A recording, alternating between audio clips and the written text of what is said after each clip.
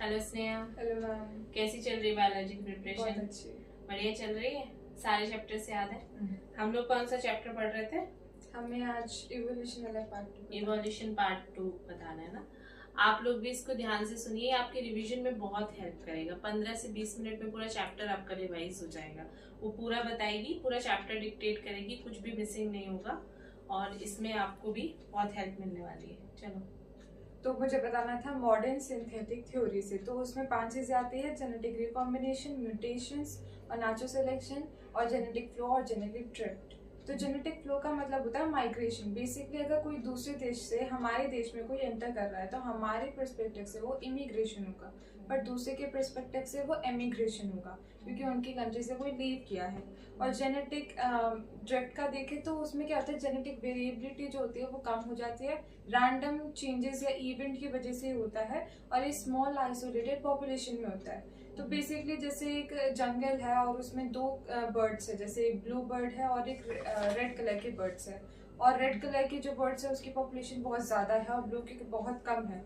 तो अगर हंटिंग हुई तो प्रोबेबिलिटी है कि जो ब्लू वाली जिनकी पॉपुलेशन बहुत कम है वो या तो खत्म ही हो जाएंगे तो बहुत ही कम हो जाएंगे। इस वजह से जेनेटिक वेरिएबिलिटी क्या होगी, कम हो गई है, और ये रैंडम इवेंट होता है। और उसके वजह से अब जो आगे वाली जनरेशन होगी उसमें रेड वाली जो होगी स्पीशीज होगी वो ज़्यादा होगी। उसके बाद हमें बताने थे एग्जाम्पल्स ऑफ नेचुरल सिलेक्शंस।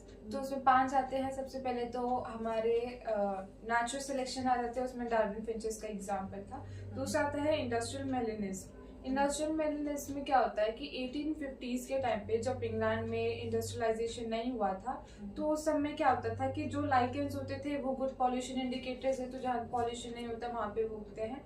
तो ट्री की जो बाग्स होती थी उसमें लाइकेंस होते थे। अब लाइकेंस क्योंकि व्हाइट कलर के होते हैं तो उस समय व्हाइट वाली मॉल जो थी उसे नेचर ने सिलेक्ट किया हुआ था, यानी कि वो उसकी पॉपुलेशन बहुत ज़्यादा थी, और इस वजह से जो व्हाइट वाली मॉल्स थी वो बहुत ज़्यादा छुप भी पाती थी और ब्लैक वाली जो थी उनका प्रेडेशन खा जाते थे। उसके बाद जब 1920s आया, जब इंडस्ट्रियलाइजेशन हो गया, उसके बाद क्या हुआ कि लाइकेंस वगैरह सब हट गई थी और जो पेड़ थे वो डार्क कलर के हो गए थे। तो जो डार्क मॉड्स होती थी वो छुपा रही थी, यानी कि उन्हें अब नेचर ने सिलेक्ट कर दिया था और वाइट वाली को नहीं किया था। उसके बाद तीसरा था हमारा डीडीटी रेसिस्टेंस मॉस्किटोज। तो उसमें देखा था कि जो मॉस्किटोज होते हैं और मॉस्किटो स्प्रे जो होता है, अगर आप ऐसे मॉस्किटोज पे स्प्रे इतना करते हो कि जो मॉस्किटोज है वो आधे ही मरे हैं, तो वो आगे ऐसी प्रोजेनी बनाएंगे जिन्हें उस स्प्रे से कोई भी फर्क नहीं पड़ेगा। आधे मरे मतलब अधमरे हो गए, पूरी तरह से खत्म नहीं हुए, तो वो रेजिस्टेंस अपना बना लेंगे उसके लिए। और फिर हमारे ऐसे बैक्टीरियाज होते हैं, यानी ह्यूमन एक्टिविटीज की वजह से ही होते हैं एंटीबायोटिक्स में।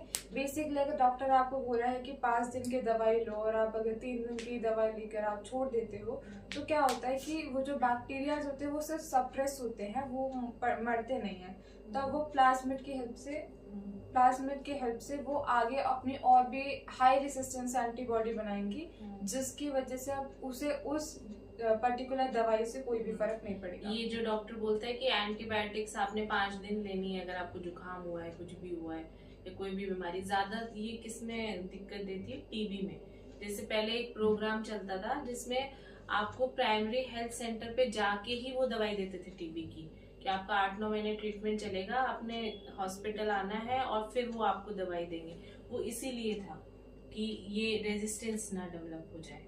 चलो, उसके बाद फिर हमने सिकल सेल एनीमिया और मलेरिया के बारे में पढ़ा था कि अगर किसी को मलेरिया है तो उसकी डेथ मलेरिया से हो जाएगी, अगर किसी को सिकल सेल एनीमिया है तो उसकी डेथ उससे हो जाएगी। पर अगर कोई सिकल सेल का कैरियर है तो उसकी ना ही तो डेथ मलेरिया से होगी ना ही तो सिकल सेल एनीमिया से होगी, है ना। उसके बाद फिर हमने देखे थे एविडेंसेस। फिर एविडेंसेस में हमने 5 पढ़े थे। सबसे पहला आता है मॉर्फोलॉजिकल एंड एनाटॉमिकल एविडेंस। तो उसमें हमारे होमोलोगस और एनालोगस और वेस्टिजियस ऑर्गन्स और हमारे कनेक्टिंग लिंक आ जाती है। होमोलोगस ऑर्गन्स में क्या होता है, होमोलोगस में क्या होता है कि जो ओरिजिन होता है वो सेम होता है पर फंक्शन जो होता है वो सेम भी हो सकता है, डिफरेंट भी हो सकता है। इसका एग्जांपल होता है जैसे कि मैन हो गया, चीता हो गया, या बैट्स हो गया, डॉल्फिन हो गया। इनके हाइंड ब्रेन या फिर फोर ब्रेन जो होते हैं, फोर लिम्स जो होते हैं और हाइंड लिम्स जो होते हैं, वो क्या होता है कि इन सभी का ओरिजिन सेम है, जैसे मेमेलियंस ही है सब। पर इनके हाइंड लिम्स और जो फोर लिम्स होके वो अलग अलग चीज़ों में यूज़ किए जाते हैं, किसी के लिए वॉकिंग के लिए, किसी के लिए भागने के लिए, क्लाइंबिंग के लिए, बहुत अलग अलग चीज़ों के लिए। जैसे चीता है तो चलने के काम मिलेगा, इंसान है तो उसके दोनों हाथ फ्री हैं तो वो कुछ काम करने के काम मिलेगा, वेल है तो वो तैरने के काम मिलेगी, बैट उन्हीं को उड़ने के काम मिलेगा।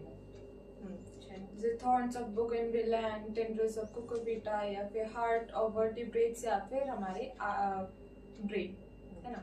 उसके बाद यही हमारे डाइवर्जेंट इवोल्यूशन भी इसी को कहते हैं, यानी कि एक ही जगह से ओरिजिन से ये डिफरेंट डाइवर्ज हो गए हैं, जिसी को डाइवर्जेंट इवोल्यूशन भी कहते हैं। जैसा उनका एनवायरनमेंट था उस हिसाब से उन्होंने अडेप्टेशन कर लिया। सही, ये कॉमन एंसेस्ट्री को भी रिप्रेजेंट करते हैं। फिर आता है हमारा एनालॉगस। तो एनालॉगस में क्या होता है कि ओरिजिन डिफरेंट होता है पर जो फंक्शन होता है वो सेम होता है। जैसे कि पोटैटो ट्यूबर और स्वीट पोटैटोज इनका हो गया, जैसे आइज ऑफ ऑक्टोपस या बैट्स, या जैसे कि बैट्स फ्लिपर्स ऑफ पेंगुइन या डॉल्फिन्स, है ना। तो इन सब में होता है। उसके बाद फिर हमने देखा था वेस्टिजियस ऑर्गन्स। ये किसका एग्जांपल है? कन्वर्जेंट इवोल्यूशन का। Convergent evolution. उसके बाद हमारे क्या थे? वेस्टिजियस ऑर्गन्स। वेस्टिजियल ऑर्गन्स में क्या होता है कि वेस्टिजियल ऑर्गन्स होते हैं जो हमारे एंसेस्टर्स के टाइम पे तो बहुत काम के आते थे पर अभी किसी काम के नहीं आते हैं। जैसे कि हमारे थर्ड मोलर हो गया, कॉकेक्स हो गया, नाइसिटेटिंग मेम्ब्रेन हो गया, ये सब, और ये एपिने, है ना। और हमारे कनेक्टिंग लिंक में आ जाते हैं हमारे आर्कियोप्टेरिक्स, जो कि रेप्टाइल्स और एव्स दोनों का मिक्सचर्स होते हैं।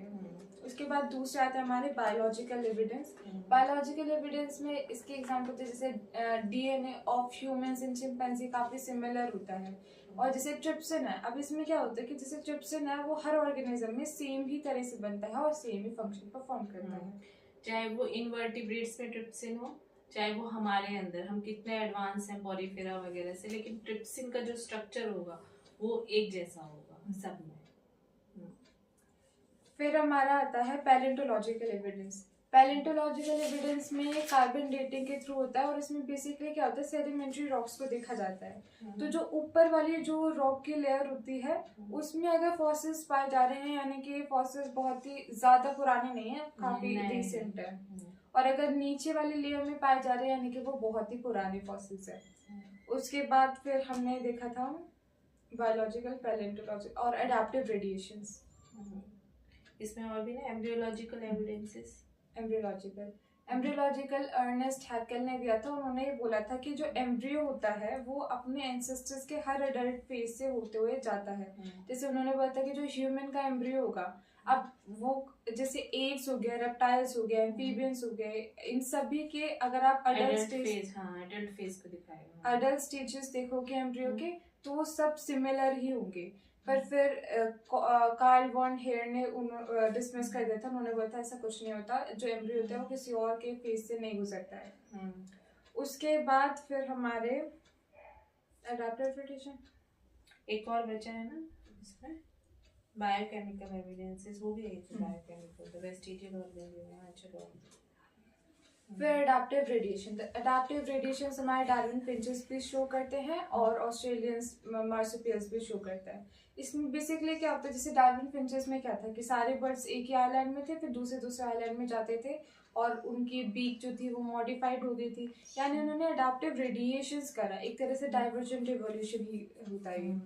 तो ऐसे हमारे ऑस्ट्रेलियन मार्सुपियल्स भी करते हैं। ऑस्ट्रेलियन मार्सुपियल्स एक कॉमन एंसेस्टर से पहले उनके, और वो डिफरेंट स्पीशीज में कन्वर्ट हो गए, बट इनके कॉमन एंसेस्टर्स है। और इसमें आ जाते हैं जैसे हमारे Tasmanian wolf, tiger cat, banded anteater, marsupial rat, kangaroo, wombat, bandicoot और कोआला, मार्सुपियल मोल्स और sugar glider and spotted cuscus. उसके बाद फिर हमने देखा था एडाप्टिव रेडिएशंस के बाद डायोपैथिकस, फिर हमने देखा, हाँ वही बताओ। तो डायोपैथिकस जो होते हैं वो मोर एप्स लाइक थे। ये डायरेक्ट जो होते हैं हमारे एंसेस्टर्स होते हैं डायरेक्ट एप्स के, और जो रामापैथिकस होते हैं वो मोर मैन लाइक थे। इनके रामापैथिकस के जो फॉसिल्स होते हैं वो शिवालिक हिल्स में पाए जाते हैं, और ये दोनों ही 15 मिलियन ईयर्स को पहले आए थे। ये फ्रूट्स खाते होंगे, हेयरी है, और ये अपने चारों हाथों पैरों पे चलते थे। उसके बाद आए हमारे ऑस्ट्रेलोपैथिकस। ऑस्ट्रेलोपैथिकस 2 मिलियन ईयर्स अगो पहले आए थे। 500 सीसी इनकी क्रेनियल कैपेसिटी होती है, क्रेनियल कैपेसिटी। और ये फ्रूगीवोरस है, यानी फ्रूट्स खाते थे। और ये पहली बार अपने दोनों पैरों पे थे, खड़े होना सीख रहे थे, मतलब अभी भी चल नहीं रहे थे। और हैंड्स फ्री हो गए थे, तो कुछ हाथों से कर भी सकते, मतलब बैठ जाते थे दो पैरों पे, ठीक है। तो हैंड्स फ्री है तो उससे कुछ उठा के रख दिया, इस टाइप के काम करने लग गए। और इनके जो फॉसिल्स होते हैं वो तंजानिया और इथोपिया में पाए जाते हैं। उसके बाद फिर हम आए थे होमो हैबिलिस, जिनको हम एबल मैन या फिर टूल मेकर भी कहते हैं। ये हमारे 2 मिलियन ईयर्स को पहले ही आए थे। और इनकी जो ब्रेन कैपेसिटी थी वो थी 650 टू 800 सीसी। और ये जो इन्होंने बेसिकली क्या था, टूल्स बनाना सीखा था। तो ये प्रोबेबली मीट खाते होंगे, बाकी ये भी फ्रूगीवोरस थे, यानी कि फ्रूट्स ही खाते थे। उसके बाद फिर आए थे हमारे होमो हैबिलिस, होमो इरेक्टस आए थे। उसके बाद होमो इरेक्टस जो थे वो 1.5 मिलियन ईयर्स को पहले आए थे। इनकी ब्रेन कैपेसिटी 900 सीसी थी। और ये हमारे होमो इरेक्टस, यानी इन्हें जावा मैन भी कहा जाता था, क्योंकि इनके फॉसिल्स जो थे वो जावा में पाए जाते थे। और ये जो थे ये मीट खाया करते थे, क्योंकि इन्होंने जो आग को डिस्कवर कर लिए थे, फायर को। उसके बाद हमारे होमो निएंडरथल्स आए थे। निएंडरथल्स जो थे वो हमारे 40,000 से लेके 1.1 लाख ईयर्स पहले आए थे।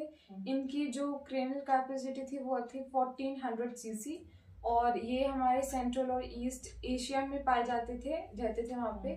और निएंडरथल्स जो थे वो सेरेमोनियल ब्यूरियल्स, जैसे ये सेरेमनीज वगैरह स्टार्ट कर दी थी उन्होंने। और जैसे ये अपनी बॉडी को कवर करना सीख गए थे, और ये भी अपने दो पैरों पे चलते थे। उसके बाद फिर आगे थे हमारे क्रो-मैंगल मैन। क्रो-मैंगल मैन जो थे वो 18,000 ईयर्स पहले आए थे। और इनकी ब्रेन कैपेसिटी थी 1600 से 1650 सीसी।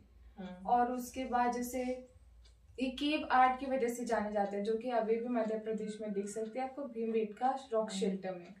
उसके बाद फिर आए थे हमारे होमो सैपियंस, जो कि लगभग 10,000 से 75,000 ईयर्स को पहले आए थे। इनकी जो ब्रेन कैपेसिटी होती है वो 1350 सीसी की होती है।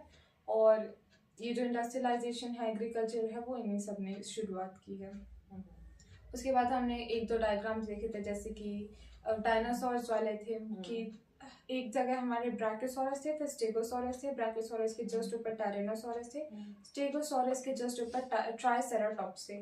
फिर टेरोनोडोन थे, क्रोकोडिलियन था, और हमारे आर्कियोप्टेरिक्स थे। उसके बाद ये हो गया, हो गया चैप्टर पूरा, है ना।